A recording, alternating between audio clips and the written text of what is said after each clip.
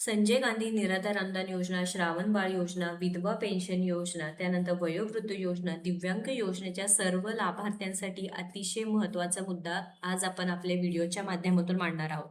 आजपासून म्हणजेच 21 जून 2026 पासून पावसाळी अधिवेशन सुरू होत आहे. आता हे अधिवेशन कशासाठी महत्त्वाचं आहे एकदा समजून घ्या. अधिवेशनात वेगवेगळ्या विषयांवर चर्चा होते व त्यानंतर जे धोरणात्मक निर्णय असतात ते सुद्धा घेतले जातात. राजकीय असू द्या, सामाजिक असू द्या किंवा संस्थांमातक अधिवेशनामध्ये प्रामुख्याने जे निर्णय आहेत म्हणजे कायदे आणि धोरणे असू द्या किंवा आर्थिक कोणती मंजुरी असू द्या, निधी वाढवण्यासंदर्भात आहे, कोणती योजना आहे, त्यामध्ये निधी कमी पडत असेल, त्यामध्ये निधी वाढवण्यासंदर्भात निर्णय आहे, भविष्याची दिशा, भविष्यामध्ये काय ठरवायचं आहे, त्यानंतर जे काही निवड आहे, समस्या निवारण आहे, हे पूर्णपणे अधिवेशनात पार पडते आणि हे अधिवेशन आता 10 जुलैपर्यंत चालणार आहे.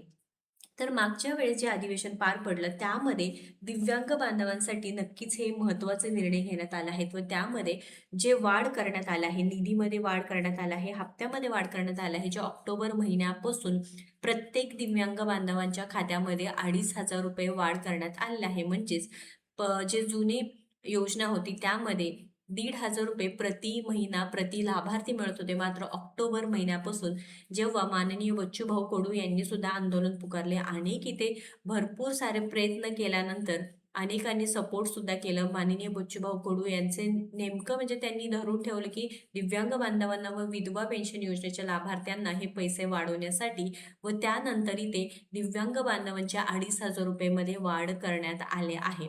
पण आता पुन्हा एकदा मुद्दा पडतो तो म्हणजेच की पावसाळी अधिवेशन सुरू झालेला आहे व इथे दिव्यांग व विधवांना किमान ₹6,000 प्रति महिना मानधन घेण्यासाठी माननीय बच्चूभाऊ कडू यांचा प्रयत्न आहे व हे जे काही परिपत्रक आहे त्यांनी काढलेलं होतं जे आधी त्यामध्ये काही निर्णय त्यांनी किंवा काही त्यांचे मुद्दे मांडण्यात आले होते की त्यामध्ये महत्त्वाचा मुद्दा म्हणजे दिव्यांग विधवा व विधवांना किमान ₹6,000 प्रति महिना मानधन द्या.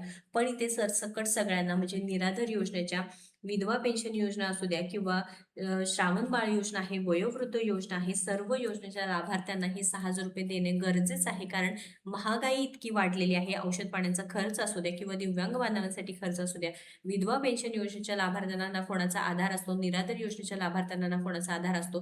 त्यामुळे ते कमीत कमी ₹6,000 वाढ होणे गरजेचं आहे व यावेळेस सुद्धा हा मुद्दा धरून ठेवणे गरजेचं आहे. कारण माननीय बच्चूभाऊ कडू आता हा मुद्दा मांडतीलच.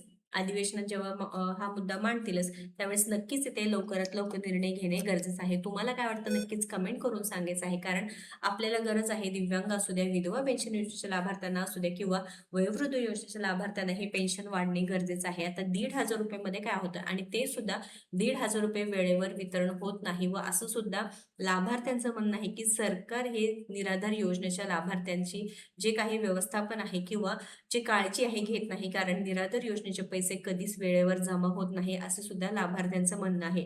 तुम्हाला सुद्धा तुमच्या खात्यामध्ये पेन्शन वेळेवर मिळतात का नाही नक्कीच सांगा. कारण गेल्या काही दिवसांपासून महा-डी-बी-टीची जी वेबसाईट आहे ते देखील बंद आहे व हप्त्याच्या वितरणासंदर्भात कोणतीही अपडेट नाही सध्या तरी.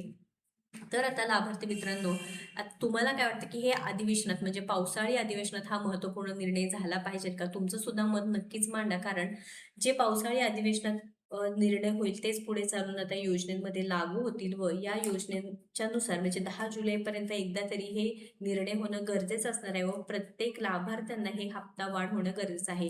दिव्यांग व विधवांना किमान ₹6,000 प्रति महिना मानधन वाढ तर गरजेचं आहेच. पण बाकीच्या योजनेच्या सर्व लाभार्थी म्हणजे निराधार योजनेच्या सर्व लाभार्थ्यांच्या खात्यामध्ये हे वाढ होणे गरजेचं आहे. तुम्ही सुद्धा नक्कीच तुमचे जे काही निर्णय असणार आहे किंवा तुमचं काय म्हणणं आहे नक्कीच कमेंट बॉक्समध्ये सांगायचं आहे. महत्त्वपूर्ण अपडेट आहे. जास्तीत जास्त लाभार्थ्यांना शेअर करा व अशाच महत्त्वपूर्ण अपडेटसाठी आपल्या योजनात्र चॅनलला फॉलो, सबस्क्राईब करा. धन्यवाद.